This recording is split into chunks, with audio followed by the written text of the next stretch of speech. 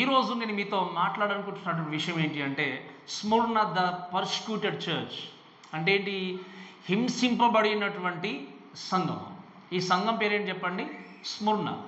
ఈ సంఘం గురించి ఈ దినం నేను మీతో మాట్లాడి ఇష్టపడుతుంటున్నాను. ఈ సంఘానికి మనం గురించి మాట్లాడినప్పుడు ఆ యొక్క టాపిక్ బట్టి నేను చెప్పేది ఏంటి అంటే హింసింపబడుచున్నటువంటి లేదా హింసింపబడినటువంటి సంఘం. ఈ సంఘము మిగతా సంఘాలతో పోలిస్తే ఎన్ని సంఘాలు ఉన్నాయి చెప్పండి? ప్రకటన గ్రంథంలో 7 సంఘాలు. ఈ 7 సంఘాలతో పోలిస్తే ఈ సంఘము అన్ని సంఘాల కంటే ఎక్కువగా శ్రమల గుండా వెళ్ళింది. ఎంతగానో హింసను ఎదుర్కొంది, ఎంతగానో బాధల గుండా, శ్రమల గుండా, హింసల గుండా వెళ్ళినప్పుడు ఈ సంఘాన్ని గురించి మాట్లాడినప్పుడు మీరు ఆలోచన చేస్తే ఫిలడెల్ఫియా తర్వాత స్ముర్న ఈ 2 సంఘాలు తప్ప మిగతా సంఘాల గురించి దేవుడు మాట్లాడినప్పుడు నీ పాపాన్ని నీవు ఒప్పుకొని మారు మనస్సు పొందు అని తెలియజేశాడు. ఈ సంఘం గురించి మాట్లాడితే ఒక్క నెగిటివ్ కూడా దేవుడు మాట్లాడలేదు. ఏంటి చెప్పండి? నువ్వు ఇది మార్చుకోవాలి, లేకపోతే ఇది మార్చుకోవాలి, ఈ విధంగా జీవించాలి అని చెప్పి దేవుడు ఒక్కటి కూడా పనిష్మెంట్ లాగానో లేకపోతే ఒక తీర్పు తీర్చేలాగానో లేకపోతే ఇది నువ్వు సరి చేసుకోవాలని చెప్పేసి ఒక్కటి కూడా ఈ యొక్క సంఘంలో యేసుక్రీస్తు కనుగొనలేదు. ఈ యొక్క సంఘము ఏంటి అంటే శ్రమల గుండా, అన్ని సంఘాల కంటే ఎక్కువగా శ్రమల గుండా, శోధనల గుండా వెళ్తున్న సంఘము. కానీ ఇన్ని శ్రమలు వచ్చినా, ఇన్ని శోధనలు వచ్చినా, ఇన్ని రకాల పరిష్కరిషన్స్ ఉన్నా కూడా ఆ సంఘంలో మాత్రము ఒక్కటి కూడా దేవుడు నెగిటివ్ పాయింట్ కనుగొనలేదు. కాబట్టి మీరు గమనించాల్సిన విషయం ఏంటి అంటే ఈ శ్రమల గురించి, కష్టాల గురించి మాట్లాడినప్పుడు ఇహలోకంలో ఆలోచన చేస్తే ఇప్పుడున్నటువంటి క్రైస్తవ సంఘాల గురించి మాట్లాడినప్పుడు దేవుని కొరకు జీవించేటువంటి క్రైస్తవులుగా, సంఘముగా ఎలా మనం బ్రతకాలి, ఎలా జీవించాలి, శోధనలు, శ్రమలు ఎదురైనప్పుడు ఎలా మన జీవితాన్ని కొనసాగించాలి అనే విషయాన్ని ప్రక్కన పెట్టేవారు ఉన్నారు. ఒకవేళ ఈరోజు ఎంతోమంది కూడా యేసుక్రీస్తును అంగీకరించినట్టయితే నువ్వు నిజంగా బాధలో ఉండకూడదు, శ్రమలో ఉండకూడదు, నువ్వు శ్రమల్లో బాధలో వెళ్తున్నావు అంటే నిజమైన క్రైస్తవుడు కావేమో అని చెప్పేవాళ్ళని మనం చూస్తాం. ఒకవేళ నువ్వు శ్రమలోనే ఇంకా ఉన్నావు అంటే నీ దరిద్రత వదలకుండా అలానే ఉన్నావు అంటే ఆ దారిద్ర్యం అనేది నిజంగా నీ జీవితానికి యేసుక్రీస్తు తెలుసుకోలేడం ద్వారా వచ్చిందనే విషయాన్ని కూడా మనం చూస్తాం. కానీ వాక్యము మనం క్లియర్గా బోధించేది ఏంటి అంటే ఒకసారి ఒక మాట చూడండి దయచేసి. 2వ తిమోతికి రాసిన పత్రిక 2వ అధ్యాయం 15వ వచనం. 2వ తిమోతికి రాసిన పత్రిక 2వ అధ్యాయం 15వ వచనం. 3వ అధ్యాయం 15వ వచనం. 3వ అధ్యాయము 12వ వచనం చూడండి. 2వ తిమోతి 3వ అధ్యాయం 12వ వచనం. ఏమని రాయబడి చెప్పండి? క్రీస్తు కొరకు సద్భక్తితో బ్రతకాలనుకునేటువంటి ప్రతి వ్యక్తి కూడా, గట్టిగా చెప్పాలి నాకు, హింస పొందాడు.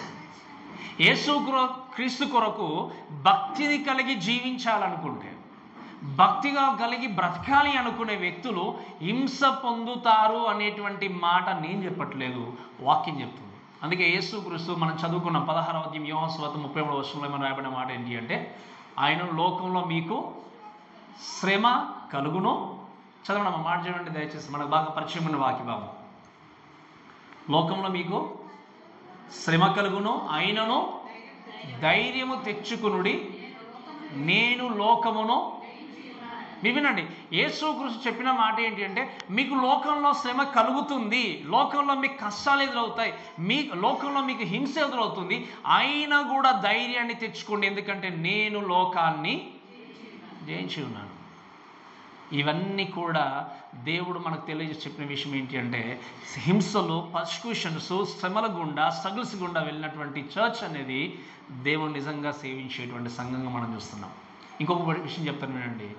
When persecution comes, the persecution reveals fake faith.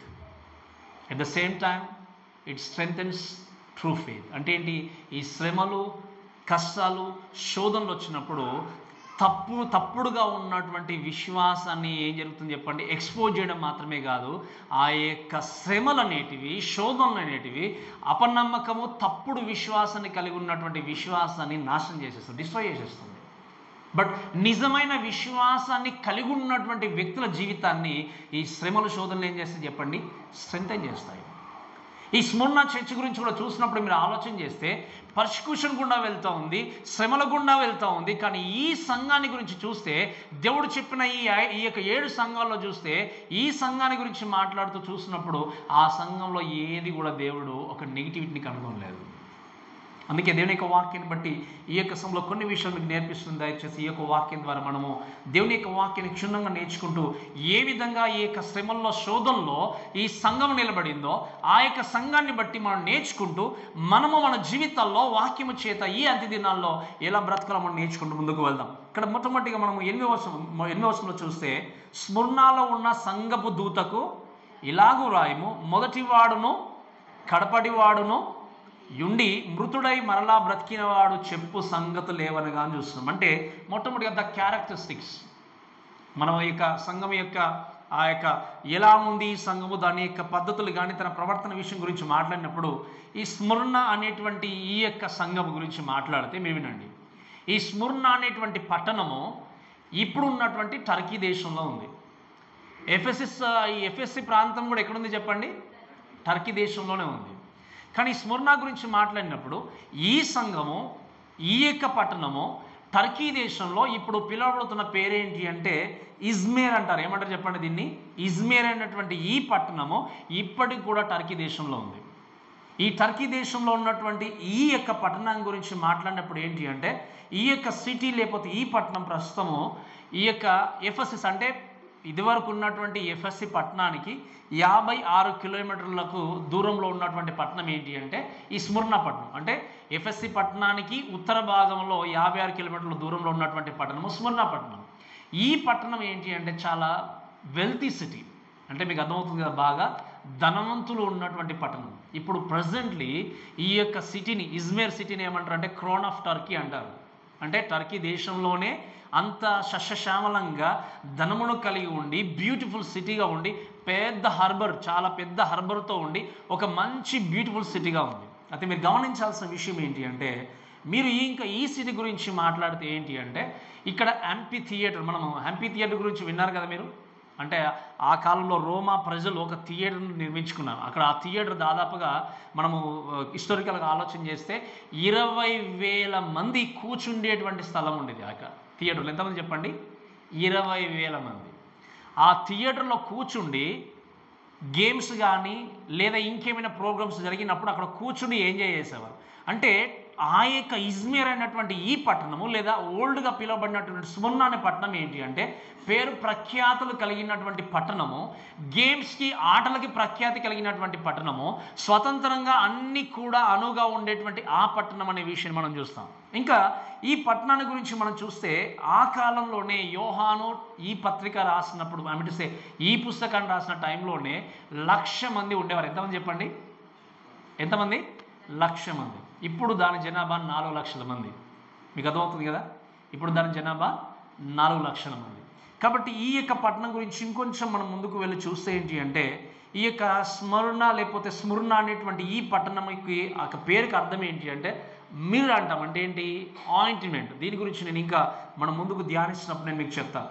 అయితే ఇక్కడ ఈ పట్టణం అంటే ఏంటి? స్ముర్ణలో ఉన్న సంఘపు దూతకు ఇలాగూ రాయము అని చెప్తూ, మొదటివాడును కడపటి వాడినై ఉండి మృతుడై మరలా బ్రతికినవాడు చెప్పు సంగతులు లేవనగా అని చూస్తున్నాం. ఇక్కడ దేవుని యొక్క వాక్యంలో చూస్తే ఈ స్ముర్ణ పట్టణంలో ఈ చర్చ్ ఉంది. ఈ చర్చ్ గురించి మాట్లాడినప్పుడు కరెక్ట్గా స్పెసిఫిక్ డేట్ మనకు తెలియదు. అంటే ఎఫ్ఎస్సి సంఘం లాగా ఎఫ్ఎస్సి సంఘము అపోస్తలుడు అయినటువంటి పౌలు మిషనరీ దండయాత్రలో వెళ్ళినప్పుడు అకిల, ప్రిస్కిల వీళ్ళందరి యొక్క ప్రోద్బలముతో వారు చేసిన సర్వీస్ని బట్టి అక్కడ సంఘము ప్రారంభించబడినట్టుగా మనం చూస్తాం. కానీ ఈ యొక్క స్ముర్ణ సంఘము కరెక్ట్గా ఎప్పుడు ప్రారంభించబడిందో తెలియదు. కానీ కొంతమంది యొక్క చరిత్రకారుల అభిప్రాయం ఏంటి అంటే అపోస్తలుడు అయినటువంటి పౌలు వాక్యం చెప్పిన తర్వాత ఆ యొక్క టైంలోనే ఈ యొక్క సంఘము కూడా ప్రత్యేకంగా ఆఫ్టర్ పౌలు మరణం తర్వాత ఈ యొక్క సంఘము ప్రారంభించబడవచ్చు అని చెప్తారు.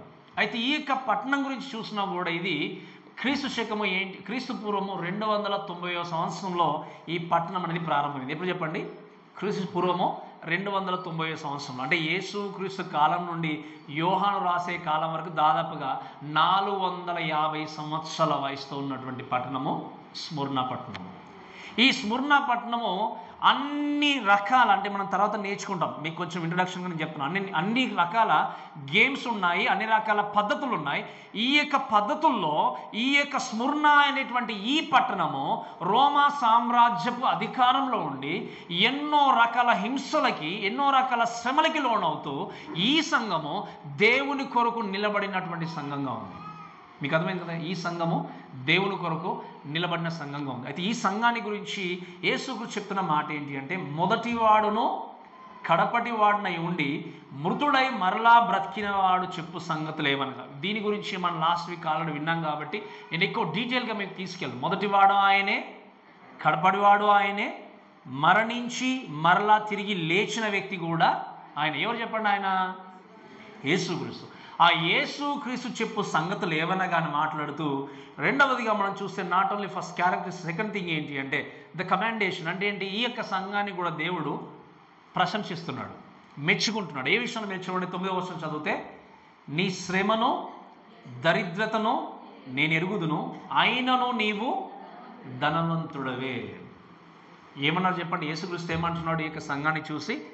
నీ శ్రమను నేను ఎరుగుదును, నీ యొక్క దరిద్రను నేను ఎరుగుదును, అయినను కూడా నీవు. అంటే మీరు వినండి ఇక మాటను మనం డీటెయిల్గా మన దేవుని యొక్క వాక్యం నేర్చుకుంటే, ఆయన చెప్పిన మొట్టమొదటి విషయం ఏంటి అంటే కమెండేషన్లో, ఐ నో యువర్ ట్రిబులేషన్. ఆయన ఏమన్నాడు? నేను నీ శ్రమను ఎరుగుదును. ఈ మాటను బట్టి దయచేసి మనం నేర్చుకోవాల్సిన సత్యాన్ని గురించి మనం ఆలోచన చేస్తే ఏంటి అంటే, ఈ యొక్క చర్చ్ ప్రత్యేకంగా ఏంటి అంటే ఎంతో భారమైనటువంటి, బహుభరితమైనటువంటి పర్సిక్యూషన్ కూడా వెళ్తున్నప్పుడు, నేను మీకు జ్ఞాపకం చేసినట్టుగా మిగతా సంఘాల కంటే ఎక్కువగా ఎంతో శ్రమను అనుభవిస్తూ వెళ్తున్నటువంటి సంఘం. ఈ శ్రమను అనుభవిస్తూ వెళ్తున్నటువంటి ఈ సంఘం ఏంటి అంటే చివరికి ప్రాణాలు సహితము కోల్పోయేంత వరకు కూడా ఈ సంఘం ఏం చేస్తారు చెప్పండి? శ్రమలు ఎదుర్కొంటూ వెళ్ళారు. మరి ఇటువంటి శ్రమల గురించి మాట్లాడినప్పుడు, ఇటువంటి శ్రమలన్నీ ఉన్నప్పుడు ఏంటి అంటే, ఎందుకు ఈ శ్రమలు కలిగాయి? ఎందుకు ఈ యొక్క సంఘమే ఇన్ని శ్రమల గుండా వెళ్ళింది? మీరు ఆలోచన చేస్తే ఎఫెస్సి పట్టణము కూడా రోమా సామ్రాజ్యపు అధికారంలో ఉంది, స్ముర్నా పట్టణము కూడా రోమా సామ్రాజ్యపు అధికారంలో ఉంది. కానీ వీటన్నిటికంటే కూడా ఈ స్ముర్నా సంఘము ఎందుకు అధికమైనటువంటి శ్రమను అనుభవిస్తుంది? ఎందుకు ఎక్కువ శ్రమల గుండా వెళ్లాల్సి వస్తుంది? ఎందుకు హింసింపబడుతున్నారు అంటే దానికి కారణాలు చూసినప్పుడు ఒక 3 కారణాలు చెప్తున్నాడు. 3 రీజన్స్ ఏంటి అంటే, ఫస్ట్ రీజన్ ఏంటి అంటే their opposition to emperor worship. అంటే ఈ మాటను బట్టి చూస్తే ఏంటి అంటే, డొమిషియన్ గురించి నేను మీకు చెప్పాను లాస్ట్ టైం. సీజర్ అంటాం. ఇప్పుడు ఫరో అంటే విన్నారు కదా మీరు? ఫరో అంటే ఏంటంటే టైటిల్. అంటే ఇప్పుడు ఫరో అనేటువంటి టైటిల్ ఏంటి అంటే, ఆ ఫరో తర్వాత ఇంకొక రాజు ఆ వ్యక్తిని కూడా ఫరో అని పిలిచేవారు. అలానే సీజర్ అంటే ఈ యొక్క ఏంటి అంటే, ఆ కాలంలో రోమా సామ్రాజ్యాన్ని పరిపాలిస్తున్నటువంటి నాయకుల్ని, అధికారులను కూడా ఏమంటారు అంటే సీజర్ ఫలానా, ఈ సీజర్ అని పిలిచేవారు. ఆ టైంలో ఉన్న సీజర్ ఎవరు అంటే డొమిషియన్. ఈ డొమిషియన్ ఎటువంటి క్రూరుడు అంటే యేసుక్రీస్తును అంగీకరించిన వ్యక్తుల్ని చంపడమే టార్గెట్ తనకి. మీకు అర్థమవుతుందని చెప్పిన మాట ఏంటి? మీకు అర్థమవుతుందా? యేసుక్రీస్తును అంగీకరించిన వ్యక్తుల్ని చంపడం టార్గెట్. ఎందుకు మరి క్రీస్తును అంగీకరించే వాళ్ళనే చంపాలి? ఆ పట్టణంలో కూడా యూదులు ఉన్నారు. మీకు అర్థమవుతుందమ్మా? ఆ పట్టణంలో ఎవరున్నారు? యూదులు ఉన్నారు. కానీ యూదులు మరి చంపట్లేదు, యూదులను సంహరించట్లేదు, కేవలం క్రైస్తవుల మీదనే దాడులు చేస్తున్నాడు ఆయన. ఎందుకు అంటే దానికి రీజన్ ఏంటి అంటే, ఈ ఎంపరర్ ఏం చేస్తాడంటే, మీరు చాలా జాగ్రత్తగా ఆలోచన చేస్తే ఈ యొక్క స్ముర్నా పట్టణంలో డియా రోమా అంటే ఏంటి అంటే గాడ్ రోమ్ అనేటువంటి ఒక దేవతకి ఒక పెద్ద మందిరాన్ని కట్టారు అక్కడ. ఏంటి చెప్పండి? రోమాకు సంబంధించినటువంటి, రోమిలకు సంబంధించిన ఒక దేవతను 195 అంటే క్రీస్తు శకము 195వ సంవత్సరంలో ఈ టెంపుల్ కట్టిన తర్వాత ఈ టెంపుల్లో ఉన్నటువంటి దేవుని యొక్క దైవత్వాన్ని ఈ యొక్క ఎవరు డొమిషన్ ఏం చేస్తాడంటే తనకు ఆపాదించుకొని ఒక ఆల్టర్ పెట్టుకున్నాడు అక్కడ. ఏంటి ఆల్టర్ అంటే ఏంటి? బలిపీఠం. ఇప్పుడు ఆనాటి కాలంలో పాత నిబంధనలో మనం చూస్తాం, ప్రత్యక్ష గుడారంలోనికి వెళ్ళి యాజకులు బలిపీఠం మీద ఏం చేస్తారు చెప్పండి? బలి అర్పించేవారు. ఇక్కడ చేయాల్సింది ఏంటి అంటే, ఈ స్ముర్నా పట్టణంలో ఉన్నటువంటి ప్రతి ఒక్క సిటిజన్, ప్రతి వ్యక్తి కూడా, పౌరుడు ఏం చేయాలి అంటే సంవత్సరానికి ఒక్కసారి ఈ ఇక్కడ ఉన్నటువంటి అంటే సీజర్ అంటే ఈ యొక్క డొమిషియన్కి సంబంధించినటువంటి ఆ బలిపీఠం పైన ఏం చేయాలి? వారు వాళ్ళు బలి అర్పించాలి. ఇంకా చెప్పాలి అంటే ఈ సుగంధ ద్రవ్యాలతో తీసుకెళ్ళి అక్కడ ఆయన్ను వర్షిప్ చేయాలి. ఎలా వర్షిప్ చేయాలి అంటే, ఇక్కడ ఉన్నటువంటి డొమిషియన్ ఒక రాజు, ఒక డొమిషియన్ మా ప్రభువు అని ఒప్పుకుంటే ఏం చేయాలి? ఆయన్ని గణపరచాలి. మీకు అర్థమని చెప్పిన మాట. ఆయన్ని గణపరిచేటువంటి వ్యక్తికి ఏం చేస్తాడు ఆయన అంటే ఒక సర్టిఫికెట్ ఇస్తాడు. ఏమిస్తాడు చెప్పండి? గట్టిగా చెప్పాలి మీరు. ఏమిస్తాడు ఆయన? ఆ సర్టిఫికెట్ ఇస్తాడు. ఎవరికి ఈ సర్టిఫికెట్ వచ్చేది? ఎవరైతే ఆ ధూపార్తిని ఆ యొక్క బలిపీఠం మీద వేసి ఈ యొక్క డొమిషియన్ ఈయన ఈ రాజు ప్రభువు అని ఒప్పుకుంటారో లేదా ఆయన్ను స్తుతిస్తారో వారికి ఏం చేసేవారు? సర్టిఫికెట్ ఇచ్చేవారు. ఇప్పుడు సర్టిఫికెట్ రాని వాళ్ళు ఏం చేయాలంటే, మీరు వినండి, సర్టిఫికెట్ రాకుండా ఉండేవారు ఎవరు అంటే ఆయన గణపరచని వ్యక్తులు. ఇక్కడ గణపరచకుండా ఉండే వ్యక్తులు ఎవరు?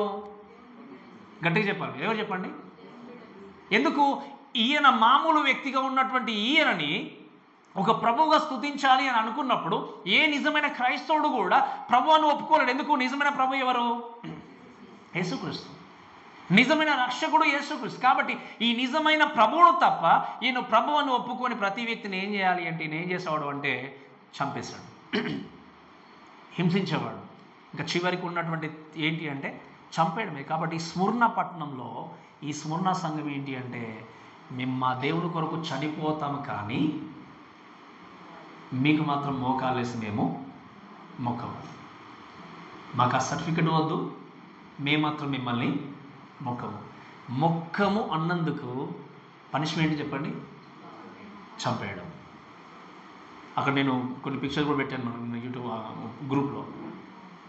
కొయ్యకాల కట్టేసి ప్రాణంతోనే చంపేయడం. నేను తర్వాత డీటెయిల్గా వీటి గురించి నేను ఎక్స్ప్లెయిన్ చేస్తాను. ఇంకా తర్వాత ఆ థియేటర్ లాగా దాంట్లో ఈ యొక్క విశ్వాసులందరిని నిలబెట్టేసి అక్కడ ఉన్నటువంటి గేట్లు ఓపెన్ చేసినప్పుడు సింహాలు వచ్చి ప్రాణముతో వీళ్ళని తింటూ ఉంటే అక్కడ ఉన్నటువంటి ఈ యొక్క ప్రజలందరూ కూడా చప్పట్లు కొడుతూ కేతలు వేసి ఏం చేసేవారు? అల్లరి చేస్తూ సంతోషించేవారు. ఎవరిని?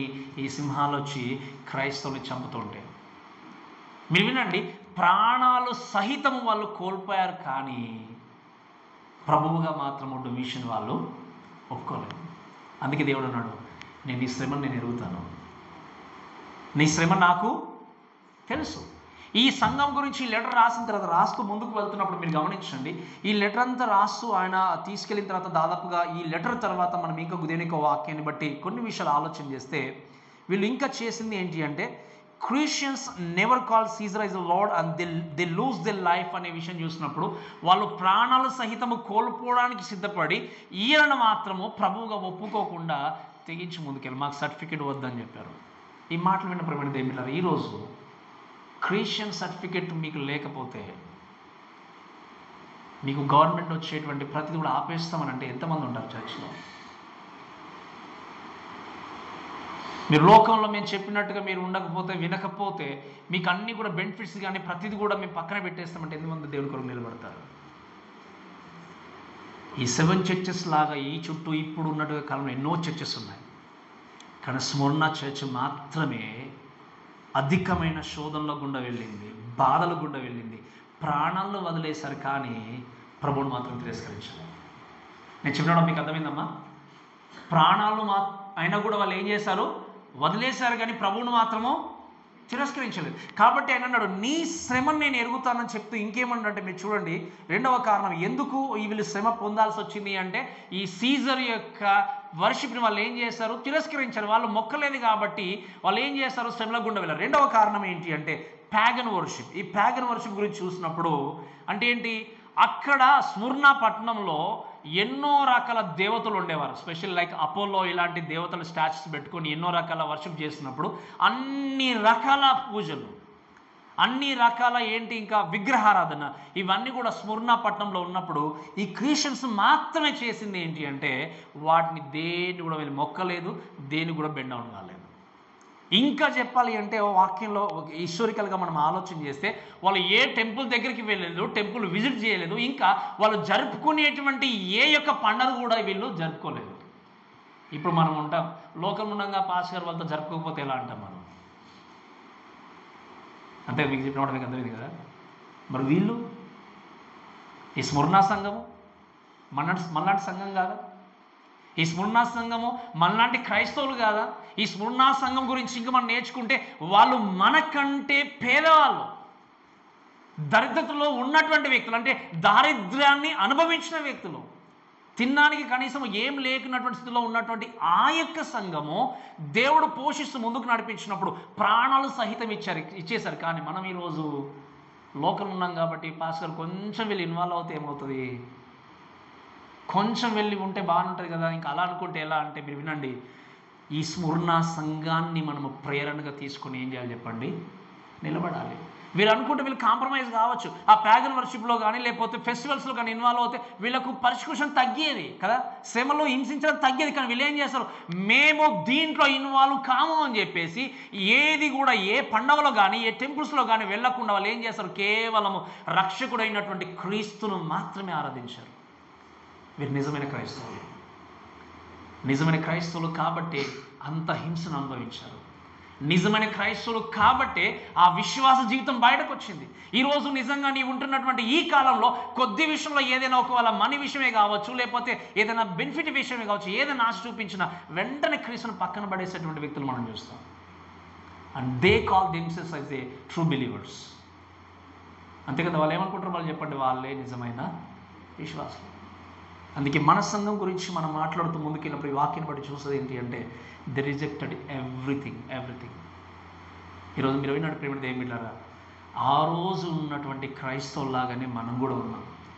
వాళ్ళు దేవుని కొరకు చావనైనా చనిపోయారు, కానీ ఏ విషయంలో మాత్రం ఇన్వాల్వ్ కాలేదు. ఇంకా అందుకే దేవుని యొక్క వాక్యంలో మనం చూస్తే ఏంటి అంటే దీని గురించి మాట్లాడినప్పుడు ఇంకా క్లియర్గా చెప్పాల్సింది ఏంటి అంటే ఇంకొక రీజన్, కేవలం నాట్ ఓన్లీ వాళ్ళు రిజెక్ట్ చేస్తారు ప్యాగన్ వర్షిప్ మాత్రమే కాదు, అపోజిషన్ బికాస్ ఆఫ్ జ్యూస్. వీళ్ళు ఏం చేస్తారు, ఇంకా ఇక్కడ ఉన్నటువంటి యూదులు కూడా, అదే 9వ వచనం చదివితే రాయబడిన మాట ఏంటి అంటే తమ యూదులమని చెప్పుకొనొచ్చు, యూదులు కాక సాతాను సమాజపు వారి వల్ల నీకు కలుగు దూషణ నేను ఎరుగుదును. ఏమన్నాడు చెప్పండి ఆయన, ఇంకా కేవలము ఈ యొక్క సీజన్ నుండి కాదు, కేవలం ఈ యొక్క డొమిషన్ నుండి మాత్రమే కాదు, యూదుల ద్వారా కలిగేటువంటి శ్రమను కూడా నేను ఎరుగుదును. అంటే ఏంటి, తమ యూదులు కాకపోయినా యూదులు అని చెప్పుకుంటూ దైవ దూషణ చేసేటువంటి వారి ద్వారా కూడా మీరు ఏం చేశారు, శ్రమ ఎదుర్కొంటున్నారు. యూదులు చేసింది ఏంటి అంటే మీరు వినండి, యేసుక్రీస్తు వచ్చిన తర్వాత లోకానికి వాళ్ళు చేసినటువంటి విషయం ఏంటి అంటే లోకంలోనికి రాగానే యేసుక్రీస్తును మెస్సయ్యగా తిరస్కరించారు, క్రీస్తుగా తిరస్కరించిన తర్వాత వీళ్ళు చేసింది ఏంటి అంటే ఇంకా వీళ్ళు యేసుక్రీస్తును తిరస్కరించారు కాబట్టి అక్కడ ఉన్నటువంటి క్రైస్తవులు క్రీస్తును పూజిస్తున్నారు కాబట్టి వీళ్ళు ఏం చేశారు, ఇంకా రోమీలతో చేతులు కలిపి ఈ క్రిస్టియన్స్ మనం ఏం చేయాలి, అనగదొక్కాలి. క్రిస్టియన్స్ మనం ఏం చేయాలి, చంపేసేయాలి. వీళ్ళు చేతులు కలిపి ఏం చేశారు, ఇంకా రోమీలను రెచ్చగొట్టి క్రైస్తవులు హింసించడం మొదలుపెట్టారు. వాళ్ళ గురించి దేవుడు ఏమని రాశాడో తెలుసా, మీ మాట చూడండి, తమ యూదులమని చెప్పుకొనొచ్చు, యూదులు కాక సాతాను సమాజపు వారి వల్ల నీకు కలుగు దూషణ నేను ఎరుగుదును. యూదులు కాక సాతాను సమాజపు వారి వలన అన్నాడు ఆయన. సో వాళ్ళు సినగోగులో వర్షిప్ చేసేయాల్సింది ఏంటి, నిజంగా చెప్పాలంటే సాతాను యొక్క వర్షిప్ అన్నాడు డైరెక్ట్ దేవుడు. వాళ్ళు ఆరాధిస్తున్న దేవుడు నిజమైన దేవుడు కాదు. కాబట్టి వారేం చేస్తారు, వీళ్లకు వ్యతిరేకంగా కార్యకలాపాలు జరిగించి రోమీలతో చేతులు కలిపి ఏం చేస్తారు, క్రిస్టియన్స్ని ఎంతగానో హింసిస్తూ ముందుకు వెళ్తూ ఉన్నారు. ఈ స్మరణ సంఘము మిగతా సంఘంలాగా అక్కడ ఇక్కడ కొద్ది విషయంలో కూడా కాంప్రమైజ్ కాలేదు. ఎటువంటి ఘోరమైన పనిష్మెంట్ కూడా వెళ్తూ ఉందంటే హిస్టారికల్గా మనం ఆలోచన చేస్తే ఈ సంఘము యోహాన్ రాసిన తర్వాత ఈ పుస్తకాన్ని ఇక సంఘానికి లెటర్ రాసిన తర్వాత దాదాపుగా క్రీస్తు శకం 100-300 వరకు సంఘం చాలా చక్కగా ముందుకెళ్తున్నప్పుడు మనము దేవుని యొక్క వాక్యంలో అంటే హిస్టారికల్గా మనం ఆలోచన చేస్తే క్రీస్తు శకం 155వ సంవత్సరంలో పోలికార్ప్ అనేటువంటి వ్యక్తిని చంపేసినట్టుగా మనం చూస్తాం. ఈ వ్యక్తి గురించి కొన్ని విషయాలు నేను చెప్తాను, చాలా జాగ్రత్త దయచేసి విందాం. ఈ పోలికార్ప్ అనేటువంటి వ్యక్తి ఎవరు అంటే స్మరణ సంఘానికి కాపరిగా ఉంటున్నటువంటి వ్యక్తి, స్మరణ సంఘానికి పాస్టర్గా ఉంటున్నటువంటి వ్యక్తి. ఈ వ్యక్తి దేవుని కొరకు ఎన్నో క్రియలు ఎంతో గొప్పగా పరిచర్య జరిగిస్తూ దేవుని కొరకు జీవించినప్పుడు ఈయన చేసినటువంటి విషయం ఏంటి అంటే ఈయన్ను ఎలాగైనా చంపేయాలని చెప్పేసి సీజరు లేకపోతే అప్పుడు ఉన్నటువంటి యూదులందరూ కూడా ప్రణాళికలు చేసినప్పుడు మీరు ఆలోచన చేస్తే ఈ ఫెస్టివల్స్ టైం వచ్చినప్పుడు ఎన్నో వేల మంది ఆ కంపి థియేటర్కి వచ్చేవారు. వచ్చినప్పుడు ఆ వేల మందిలో మీరు వినండి, ఈయన కనుక్కోవడం కష్టమైనప్పుడు అక్కడ చిన్న పెద్ద తేడా లేకుండా ప్రతి క్రైస్తవుని హింసిస్తున్నారు వాళ్ళు. మీకు అర్థమవుతుంది కదా, ఈ స్మరణ సంఘంలో ఉన్నటువంటి చిన్న పెద్ద తేడా లేకుండా అందరిని హింసించినప్పుడు ఒక చిన్న అమ్మాయి బాధ తట్టుకోలేక ఈ పోలికార్ప్ ఎక్కడ ఉన్నాడో ఆ యొక్క ఇన్ఫర్మేషన్ అంతా కూడా వీళ్ళకి చెప్పినప్పుడు పోలికార్పును తీసుకొని వచ్చారు. ఎక్కడికి చెప్పండి, ఈ థియేటర్లోకి తీసుకొచ్చారు. తీసుకొచ్చిన తర్వాత అప్పుడు పోలికార్ప్తో అన్న విషయం ఏంటి అంటే, నువ్వు సీజరు డొమిషియను ప్రభు అని ఒప్పుకో అన్నారు. ఏమన్నారు చెప్పండి, పోలికార్ప్తో ఏమన్నారు చెప్పండి, డొమిషియన్ను చూసి నువ్వు ప్రభు అని ఒప్పుకో అన్నప్పుడు ఆయన చెప్పిన మాట నిజంగా నాకు బాగా నచ్చింది. ఒక మాట ఏమన్నంటే చాలా జాగ్రత్త వినండి. ఆయన చెప్పిన విషయం ఏంటి అంటే, 86 years I have served him and he has done me no wrong అన్నాడు ఆయన. 86 సంవత్సరాలు నేను దేవుని సేవించాను, ఆయన నాకు ఎక్కడ కూడా ఆయన తప్పుగా నాకు ఏది కూడా జరిగించలేడు. నాకు అసలు ఏది కూడా జరిగించనప్పుడు, ఏది కూడా నాకు ఆయన తప్పుగా చూపించనప్పుడు నేను ఏ విధంగా ఆయన్ను తిరస్కరించాలని చెప్పి మాట్లాడుతూ ఇంకేమన్నంటే ఆయన అన్నాడు, ఇంకా how can I bless me my king who save me and అనే విషయం అంటే ఏమన్నాడు ఆయన, నన్ను మార్చి నా జీవితాన్ని మార్చినటువంటి క్రీస్తుకు వ్యతిరేకంగా నేను ఇలా దైవ దూషణ చేయగలన్నాడు. నేను చెప్పడం మీకు అర్థమైంది కదా. 86 సంవత్సరాల నుండి నేను దేవుణ్ణి సేవిస్తున్నాను, కానీ ఏ విషయంలో నన్ను దేవుడు తప్పుగా తీసుకెళ్ళాడు, అటువంటి దేవుడికి నేను ఏ విధంగా వ్యతిరేకంగా మాట్లాడగలను అన్నప్పుడు ఈ డొమిషన్ అన్నాడు, ఇంకా ఏమిటి సై ఇక సీజర్ వచ్చి అన్నాడు ఏంటి అంటే, ఓకే అక్కడ కనిపిస్తుంది కదా అగ్ని, నువ్వు ఒప్పుకోకపోతే ఖచ్చితంగా నువ్వు దహింపవేయబడతావు అన్నప్పుడు ఈ పోలికార్ప్ చెప్పిన మాట ఏంటి అంటే, ఆ మంటను ఆ అగ్ని చేత నన్ను భయపెడుతున్నావాను అన్నాడు. ఏమన్నాడు చెప్పండి, అగ్ని చేత నీవు నన్ను భయపెడుతున్నావు అని ఒక మాట ఉంది. ఏంటి అంటే నువ్వు మర్చిపోయే సంగతి ఏంటి అంటే, ఈ కనబడుతున్నటువంటి అగ్ని దహించి వేసి వెంటనే ఏమవుతుంది చెప్పండి, ఆరిపోతుంది. కానీ ఒక దినాన దేవుడు తీర్పు తెచ్చి నిత్య నరకంలోనికి పంపించేటువంటి పనిష్మెంట్ను నువ్వు మర్చిపోతున్నావు అని చెప్పేసి ఆ సీజర్తో అని ఏమన్నాడంటే, ఇంకా లేట్ ఎందుకు, నన్ను తగలబెట్టండి అన్నాడు డైరెక్ట్. అని ఏమన్నాడు చెప్పండి, ఇంకా లేట్ చేయకండి, నన్ను తగలబెట్టండి అని చెప్పేసి కదలకుండా అన్నాడు. మీరు కొన్ని పిక్చర్స్లో చూస్తే ఆ కొయ్యకాలకు కట్టేస్తారు, కానీ ఈయన కట్టేయలేదు. ఎందుకు, ఈయన పారిపోలేదు, నన్ను చంపకండి అని చెప్పి పారిపోలేదు కాబట్టి ఏమీ కూడా ఈయన కట్టేయకుండా అలానే ఆ కొయ్యకాల దగ్గర ఉంచి ఏం చేశారు అంటే ఆయన తగిలించేసి మంట తగిలించేసి 155వ సంవత్సరంలో ఆయన చంపేసినట్టు మనం చూస్తాం. ఈవెన్ క్రిస్టియన్స్ చనిపోయిన తర్వాత మీరు వినండి, ఈయన 12వ వ్యక్తి. హిస్టారికల్గా ఆలోచన చేస్తే స్మరణ సంఘంలో ఈయన 12వ వ్యక్తి. అంతకుముందు ఎంతమంది చనిపోయారు, ఆల్రెడీ 11 మంది చనిపోయారు. ఈ చనిపోయిన తర్వాత కూడా వారి యొక్క డెడ్ బాడీస్ని ఒకవేళ క్రైస్తవులు చూసి మళ్ళీ వాళ్ళు ఏం చేస్తారు, సమాధి చేస్తారని చెప్పేసి అక్కడ ఉన్న యూజ్ ఏం చేసేవారు అంటే అన్ని కర్రలు తీసుకొచ్చి మొత్తం బూడిదేంత వరకు ఆ మంటలు ఆరిపోకుండా చూసేవాళ్ళు. ఇంత కఠినంగా వాళ్ళు ఏం చేస్తారు చెప్పండి, హింసించడం మొదలుపెట్టారు. మీరు వినండి, ఈ స్మరణ సంఘాన్ని గురించి చూస్తే పాస్టర్ కావచ్చు, విశ్వాసులు కావచ్చు, వీళ్ళు ఇంత ప్రాణాలు సహితము వదులుకోవాల్సిన అవసరం ఏముంది చెప్పండి. ఎవరి కోసం వదులుకున్నారు వాళ్ళు, ఎవరి కోసం, దేవుని కోసం. ఈరోజు కొన్ని శ్రమలు ఎదురవుతే చాలు, కొన్ని హింసలు ఎదురవుతే చాలు, ప్రభువా నేను ఇంతకాలం మిమ్మల్ని సేవిస్తున్నాను కానీ నా జీవితంలో మీరు ఈ యొక్క శ్రమను తొలగించట్లేదు అని చెప్పి దేవుణ్ణి వదిలేసి వెళ్ళిపోయేవారు ఉన్నారు. లేదా కంఫర్ట్ చూసుకొని ఎఫెసీ సంఘం లాగా వేరే సంఘం లాగా ఆ సంఘంలో ఉండే వ్యక్తులుగా చూస్తున్నారు. కానీ దేవుడు అన్నాడు ఏంటి అంటే నీ శ్రమని నేను ఎరుగుదును. అంతేకాకుండా ఇంకే మాట ఏమన్నాడు చూడు, దయచేసి దేవుని యొక్క వాక్యం చూస్తే, ఐ నో యువర్ పావర్టీ. నీ శ్రమను మాత్రమే కాదు, ఏమన్నాడు చెప్పండి, నీ దరిద్రతను నేను ఎరుగు. దరిద్రత అనే విషయం చూసినప్పుడు చెప్పాలంటే నిజంగా వీరి గురించి మాట్లాడినప్పుడు ఏంటి అంటే దే హ్యావ్ నథింగ్, వాళ్ళ దగ్గర ఏమీ లేదు, చాలా పేదవాళ్ళు. ఆ చాలా పేద స్థితిలో ఉన్నటువంటి వీళ్ళ గురించి మాట్లాడినప్పుడు మీరు వినండి, మరి ఎందుకు వీళ్ళు పేదవాళ్ళుగా మిగిలిపోవాల్సి వచ్చింది? నేను చెప్పాను మొట్టమొదటిగానే స్మరణ పట్టణం అనేది ఉన్న జనులందరూ కూడా ధనవంతులు చాలా మటుకు. మరి ఈ సంఘం మాత్రం ఎందుకు పేదగా మిగిలిపోవాల్సి వచ్చింది? మీకు అర్థమవుతుందిగా చెప్పిన మాటమ్మా. ఎందుకు వీరు మాత్రమే క్రైస్తవులుగా ఈ సంఘం మాత్రమే పేద స్థితిలోనికి వెళ్ళిపోవాల్సి వచ్చింది అంటే దేర్ ఆర్ 3 రీజన్స్, 3 కారణాలు చెప్తాను చూడండి ఎందుకు వాళ్ళు పేదగా మిగిలిపోవాల్సి వచ్చింది అంటే. మొట్టమొదటిగా ఏంటి అంటే they were poor because of their faith. ఎందుకు చెప్పండి, వాళ్ళు పేదగా నిరుపేదలుగా మిగిలిపోవడానికి కారణం ఏంటి అంటే వాళ్ళు సత్యమైనటువంటి విశ్వాసం కొరకు వాళ్ళు ఏం చేశారు, నిలబడ్డారు.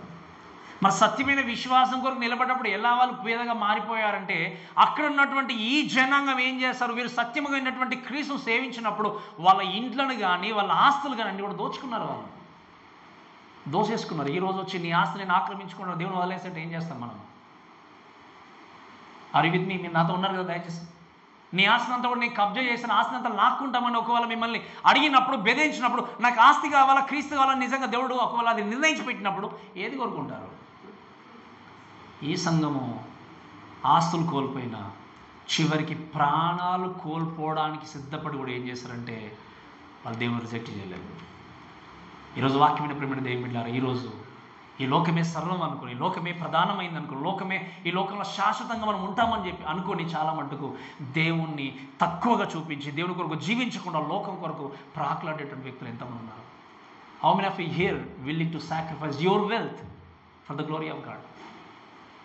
నాకెందుకు భాస్కర్, నా దేవుడు ఏదో ప్రభువా ఆమె నన్ను వెళ్ళిపోతాను, నాకెందుకు ఇదంతా కూడా నా ఆస్తి నా దగ్గర ఉండాలి?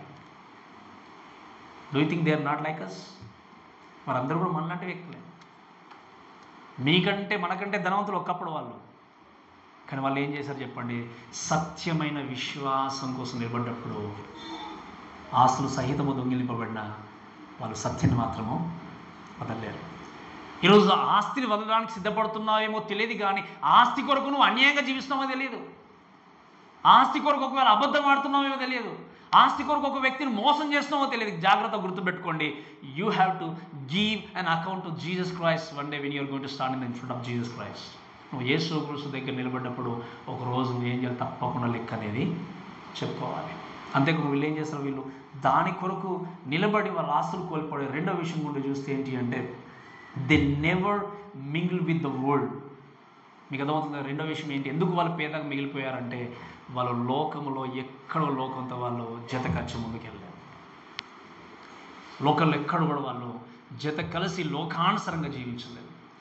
లోకంలో ఎంత పాపం ఉన్నా, అక్రమం ఉన్నా కూడా వాళ్ళు ఎప్పుడు కూడా పరిశుద్ధతను కాపాడుకుంటూ జీవించారు. మీకు అర్థమవుతుంది కదా. అందుకే నేను చెప్పాను ఇదివరకు కూడా, ఈ ఎన్ని ఫెస్టివల్స్ వచ్చినా కూడా నేను నా క్రిస్మసే, నా గుడ్ ఫ్రైడే నాకు మీదే అన్నట్టుగా మనము మీరు ఒకరనుకొని కలుపుకునే విధంగా ఉంటారు. వినండి, మనుషులందరము ఒక్కటే, కానీ మనం సేవిస్తున్న దేవుడు నిజమైన దేవుడు. నువ్వు వేరే వ్యక్తిని, వేరే దేవుణ్ణి తక్కువ చేయాల్సిన అవసరం, వాళ్ళ గురించి మాట్లాడాల్సిన అవసరం లేదు.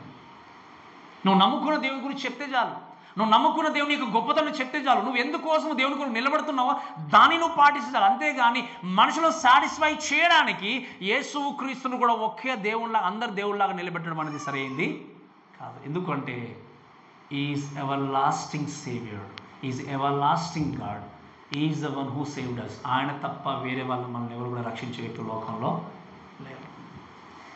ఈరోజు అన్యులు చూసారనుకోండి, అన్ని దాంట్లాగా ఈ దేవుని క్రైస్తవులు కూడా ఒకరాగంటే వాళ్ళు చూసుకుంటారు, ఎందుకంటే వాళ్ళకి తెలియదు కాబట్టి. బట్ ఎంతోమంది క్రైస్తవులు ఈ లోకంలో వేరే మతస్థులు ఉన్నాడు, ఇది లాగా మనది కూడా ఒకటే అనే విధంగా తయారైన వారు ఉన్నారు.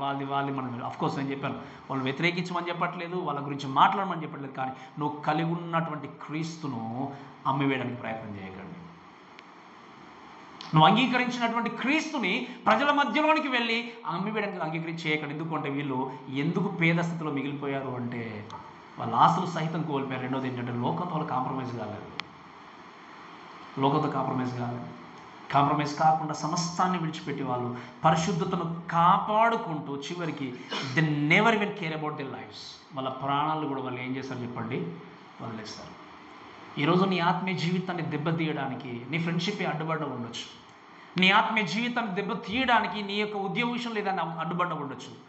వాళ్ళు నిజంగా నేను చేసేది చిన్న తప్పే కదా, ఒకటే తప్పు కదా, వాళ్ళైతే 100 రకాలుగా చేస్తున్నారు కదా, ఒక్కటి చేస్తే ఏమైతే లే ప్రభు అని చెప్పేసి నువ్వు కాంప్రమైజ్ అయిపోతున్నావేమో. మీరు వినండి, వీళ్ళు ఎందుకు హింస పొందారో తెలుసా? ఎందుకు పేదగా నిలబడారో తెలుసా? ఎందుకంటే పరిశుద్ధులుగా బ్రతకడానికి ప్రయత్నం చేశారు కాబట్టి. ఈరోజు మన లోకంలో చూస్తే ఎక్కువ కాంగ్రిగేషన్ ఉంది, చర్చ్ అంటే చాలా గొప్ప సేవ జరుగుతుంది అనుకుంటాం మనం.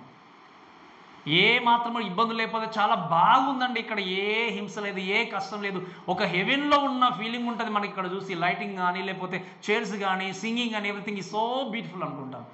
But that's entirely against the scripture. అది వాక్యానుసారమైన చర్చెస్ కావు. ఇది నా మాటలు కాదు, వాక్యం చెప్తున్నటువంటి మాటలు.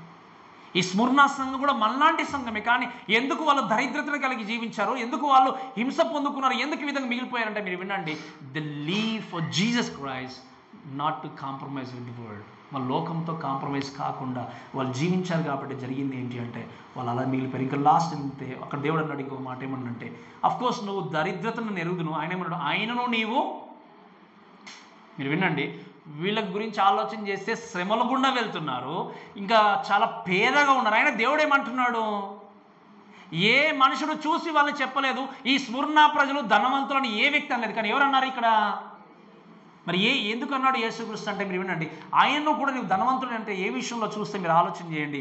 The one who has holiness, power, love, Joy and divine resources. అంటే ఏంటి, ఎవరైతే యేసుక్రీస్తును అంగీకరిస్తారో, యేసుక్రీస్తు యొక్క ప్రేమను కలిగి ఉంటారో, యేసుక్రీస్తు యొక్క సమాధానాన్ని కలిగి ఉంటారో, ఎవరైతే క్రీస్తు మీద ఆధారపడి జీవిస్తారో ఆయన కంటే ధనవంతులు లోకంలో ఎవరు కూడా లేరు. మీకు అర్థం చెప్పిన మాట, we're so rich in Christ. మీరు వినండి, ఈ లోకంలో ఎన్ని కోట్లు మీకు ఉన్నా కూడా ఈ లోకంలో మీరు బ్రతికినంత వరకే కోటీశ్వరులు మీరు. బట్ క్రీస్తును కలిగి ఉండకుండా మరణిస్తే ఇక్కడ 50-60 సంవత్సరాలు బ్రతుకుతారేమో, 100 సంవత్సరాలు బ్రతుకుతారేమో. 100 సంవత్సరంలో కోటీశ్వరుగా పిలువబడినటువంటి మీరు క్రీస్తు కొరకు జీవించకపోతే, క్రీస్తును అంగీకరించకపోతే శాశ్వతంగా నరకములో అగ్నిజ్వాలలో పేదవాడిగా నీ జీవితాన్ని ముగించాలంటే అంతం లేదు దానికి. ఇక్కడ ఒకవేళ నువ్వు నిజంగా దేవుని కొరకు నిలబడ్డప్పుడు నీ ఆస్తి విషయంలోనే కావచ్చు, నీ శ్రమ విషయంలోనే కావచ్చు, లేకపోతే నువ్వు కలిగి ఉన్నటువంటి స్థితిగతుల్లో కావచ్చు, పేదవాడిగా బ్రతికిన క్రీస్తు కొరకు సాక్షిగా నీ జీవిస్తే నువ్వు ఎల్లకాలము ధనవంతులైన విషయాన్ని ఎప్పుడు కూడా మర్చిపోకూడదు. ఇప్పుడు చెప్పండి, ఎక్కడ ధనాన్ని సంపాదించుకోవాలి? ఈ రోజున్న ధనాన్ని తీసుకొచ్చి మొత్తం అమ్మేసి లేదా దేవుడికి తీసుకొచ్చి నేను పెట్టమని చెప్పట్లేదు. నేను చెప్పే విషయం ఏంటి అంటే, even your faith cause to lose your poverty or you lose your properties, still you have to leave everything for the glory of God. నువ్వు ప్రతిదాన్ని ఏం చేయాలి, దేవుని కొరకు వదిలేసే విధంగా ఉండాలి. అందుకే యేసుక్రీస్తు అన్నాడు, నీ దరిద్రం నీవేం చేసావు, నువ్వు ధనవంతుడివి అని చెప్తే ఏమన్నాడు చెప్పండి. ఈ యొక్క సంఘాన్ని గురించి రాస్తూ ఇంకా మీరు చూడండి ఇంకొక మాట చెప్పాడు, ఎంత కష్టం అనుభవించిన తర్వాత మరి ఏంటి స్ముర్నా సంఘానికి లాభం అంటే, ఇంకొంచెం ముందుకెళ్దాం చూడండి. అదే 9వ వచనం ఏమన్నా దయచేస్తామా చదవండి.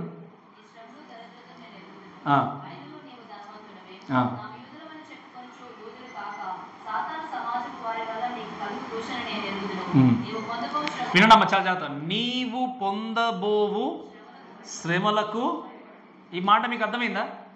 ఇప్పటి వరకు ఎన్నో శ్రమలు అనుభవించి వచ్చారు వీళ్ళు. శ్రమల గుండా వెళ్ళారు, బాధల గుండా వెళ్ళారు, హింసల గుండా వెళ్ళారు, ప్రాణాన్ని కూడా కోల్పోయారు కదా. దేవుడు ఏమంటున్నాడు,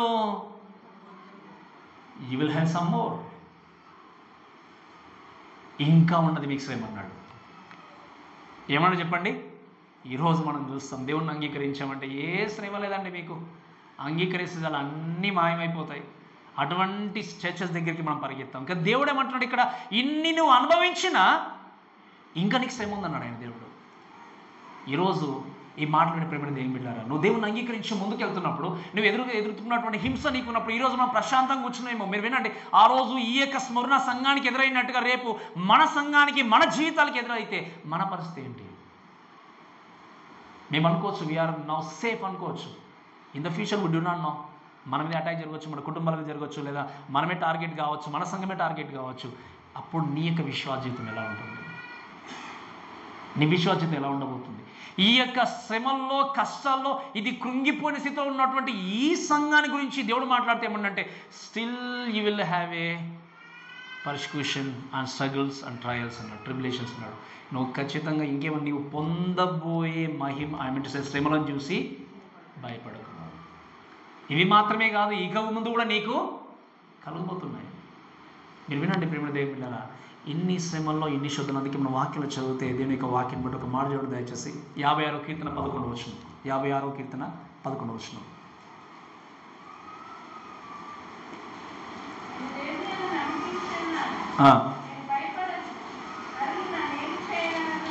నేను దేవుని మీద నమ్మకం ఇచ్చినాను కాబట్టి భయపడకుండా, నరులు నన్ను ఏమి చేయగలరు.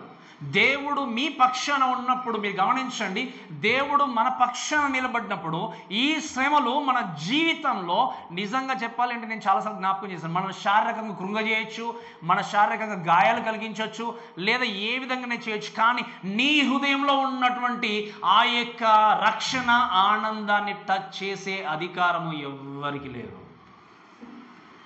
You will be happy even though you are going through struggles and trials and temptations.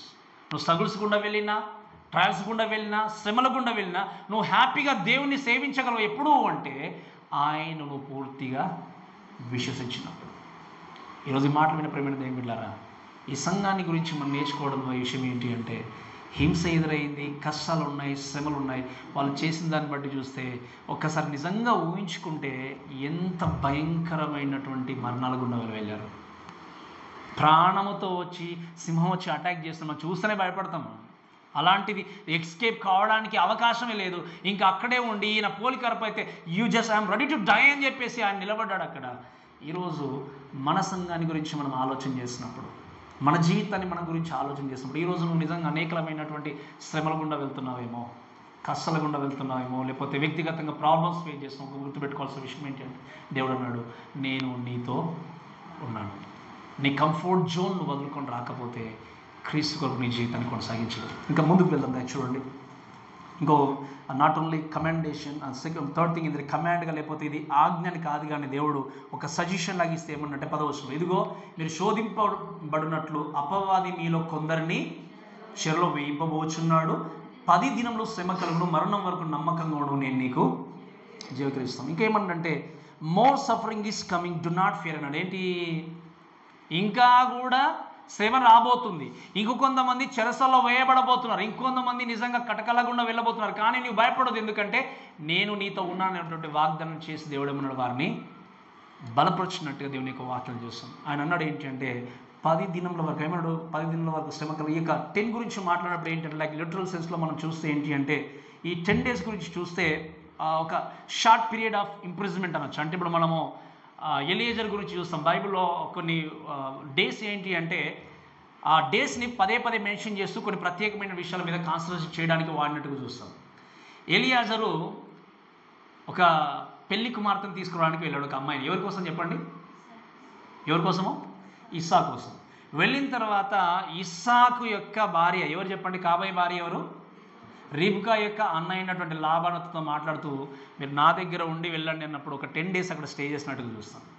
అలా దానియేలు గ్రంథంలో మనం చూస్తే వాళ్ళు 10 దినములు మమ్మల్ని పరీక్షించమని చెప్పారు. అంటే ఏంటి, ఇదంతా కూడా ఏంటి అంటే కొద్ది short period of time, you will have a persecution short period of time అనే విషయాన్ని ప్రస్తావిస్తూ దేవుడు ఏమన్నంటే నువ్వు కొద్ది రోజులు, కొద్ది దినములు ఈ పర్సిక్యూషన్ గుండా వెళ్తావు. ఆయన వెళ్ళిన తర్వాత కూడా ఏమన్నాడు, మరణము వరకు నమ్మకముగా.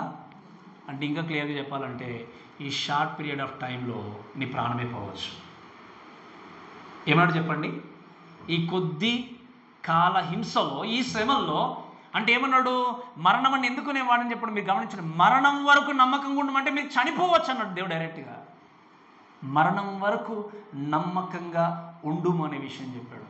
ఈరోజు మనం ఎదుర్కొంటున్నటువంటి బ్యాటిల్స్ విషయంలో, శ్రమల విషయంలో ఆలోచన చేసినప్పుడు ధనవంతులైన, దారిద్రత కలిగి ఉన్న వ్యక్తులైన ఏ స్థితిలో ఉన్నా కూడా దేవుడు కోరుకునేది ఏంటంటే ఆయన కొరకు జీవించాలని దేవుడు కోరుకుంటున్నాడు.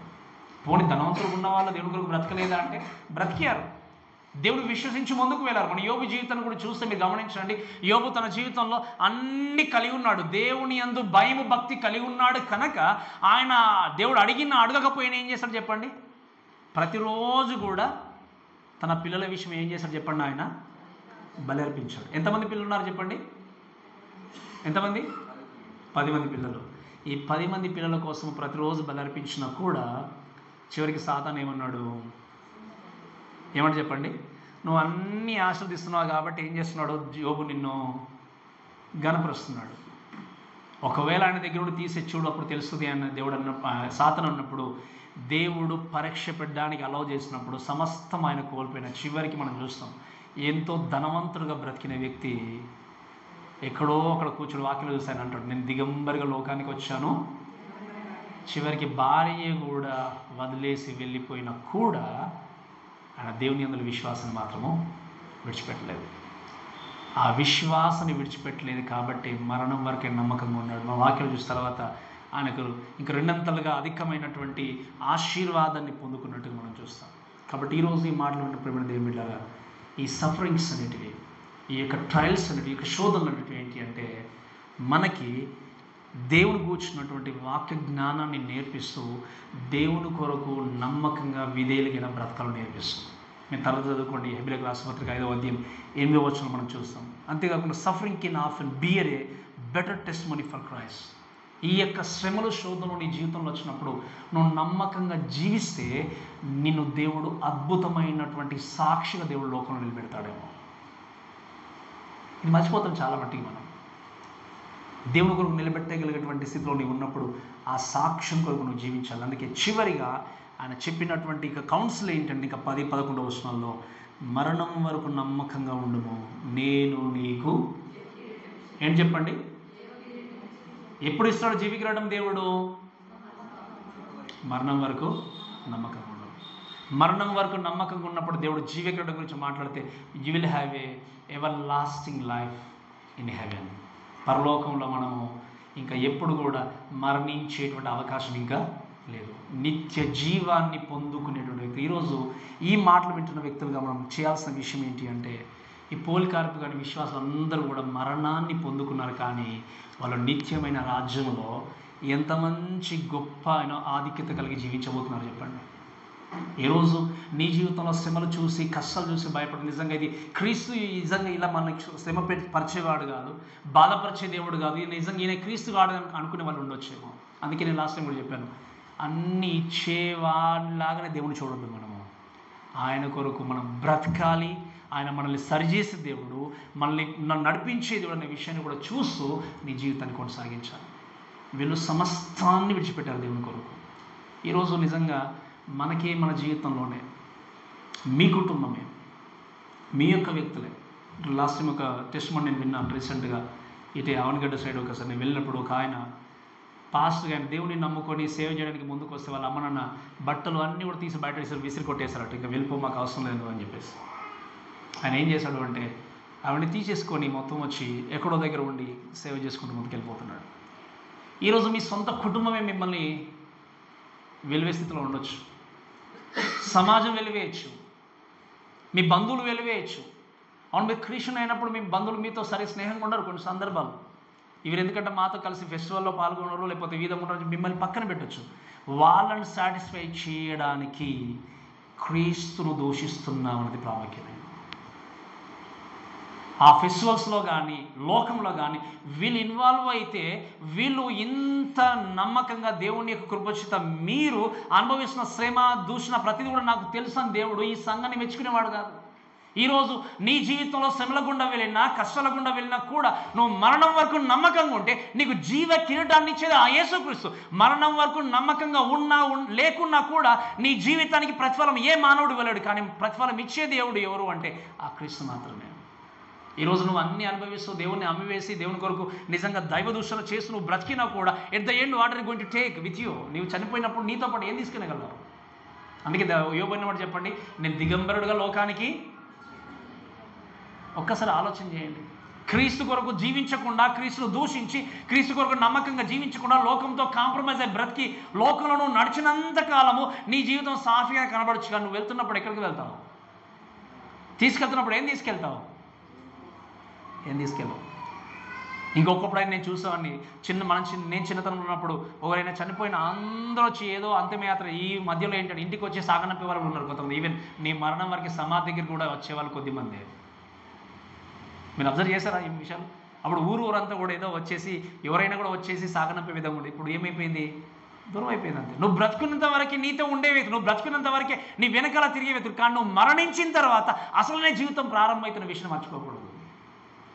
ఆ జీవితాన్ని కలిగి ఉండాలి అంటే ఈ లోకంలో ఎన్ని శోధనలు వచ్చినా ఎన్ని శ్రమలు ఎదురైనా కూడా ఈ స్మరణ సంఘంలాగా జీవించాలి. అందుకే ఆయన అన్నాడు ఇంకేంటంటే సంఘములతో ఆత్మ చెప్పుచున్న మాట. మనకందరికీ చెవులు ఉంటే ఏం చేయాలి ఇప్పుడు? అందుకే ఎఫెస్ సంఘం గురించి మాట్లాడుతున్నాను. అదే అన్నాడు ఆయన. అన్నాడు చెవులు గలవాడు. ఎందుకు తెలుసా? మనము కూడా మన సంఘంలో మన జీవితంలో ఈ విషయాలు నేర్చుకుంటూ దేవుని కొరకు జీవించాలి. అందుకే ఏమన్నా సంఘములతో ఆత్మ చెప్పుచున్న మాట చెవిల గలవాడు వినుగాక, జయించువాడు రెండవ మరణం వలన ఏ హానియో. మీకు అర్థమైంది కదా? ఈ యొక్క శోధంలో హింసలన్నీ జయించి దేవుని కొరకు బ్రతికినటువంటి వ్యక్తి ఈజ్ ఏ ఓవర్కమర్.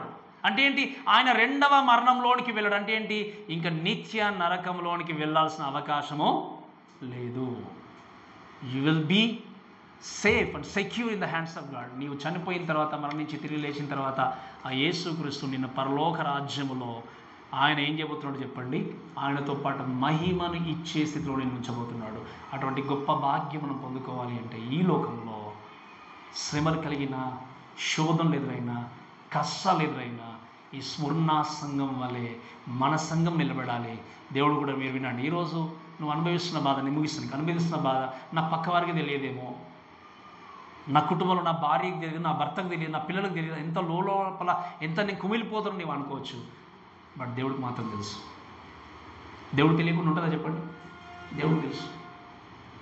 ఒకవేళ నీ ఉద్యోగ విషయంలోనే కావచ్చు, నీ యొక్క బంధువులతో నీకు ఎదురవుతున్నటువంటి పోరు విషయంలోనే కావచ్చు, ఏదైనా కావచ్చు, మేబీ మీ పక్కన్న వాళ్ళు రికగ్నైజ్ చేయకపోవచ్చు, కానీ నీ శ్రమను, నీ కష్టాన్ని, నీ బాధను చూసే దేవుడు ఆయన. చూసే దేవుడు ఖచ్చితంగా మనం ఏం చేయగలడు? విడిపించగలడు. అందుకే ఆయనడు నువ్వు భయపడకుము, నేనేం చేస్తాడు? తప్పిస్తాడు. మరి ఇటువంటి గొప్ప దేవుడిని కలిగిన మన అందరం కూడా ఈ సంఘం నుండి నేర్చుకుంటూ ఈ లోకంలో ఇప్పుడున్న ప్రశాంతమైన జీవితం కంటే రేపు కరువులు వచ్చినా, కష్టాలు వచ్చినా, బాధ వచ్చినా, శ్రమలైనా, ఇరుకులైనా కూడా ప్రభు మీ కొరకు నిలబడేటువంటి ధైర్యమును, ఆ ఓర్పును నాకు ఇవ్వండి ప్రభు అని మనం ప్రార్థన చేస్తూ ముందుకెళ్దాం. కాబట్టి మాటలను మనల్ని దేవుడు దీవించి ఆస్వాదించును గాక. ఆమేన్.